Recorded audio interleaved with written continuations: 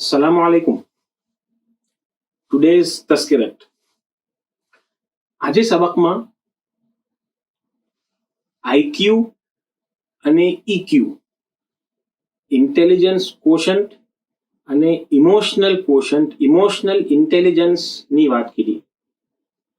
અને એમ કીધું કે આ બેવે ઇન્સાન અકલથી સોચે અને ઇમોશનલી દિલથી ડિસાઇડ કરે તો કોઈ ચીજને, કોઈ પ્રોબ્લેમને, કોઈ સિચ્યુએશનને સોલ્વ કરી શકે, હેન્ડલ કરી શકે.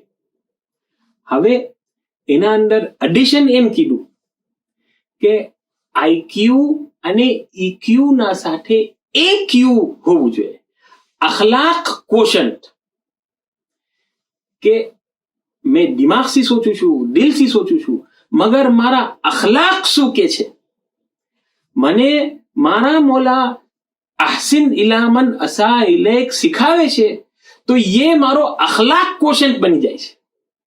ઇન્ટેલિજન્સ કોશન્ટ એમ કે શાયદ કોઈ વખત કે આ મને આમ કીધું મારા સાથે તો મને એને આમ જવાબ આપવો જોઈએ યા આમ એના સાથે કરવું જોઈએ. ઇમોશનલ કોશન્ટ, ઇમોશનલ ઇન્ટેલિજન્સ એમ કે મને ખરાબ લાગ્યું, મને ગુસ્સો આવ્યો, મેં ના હેન્ડલ કરી શકો તો મને આમ જવાબ આપવો જોઈએ.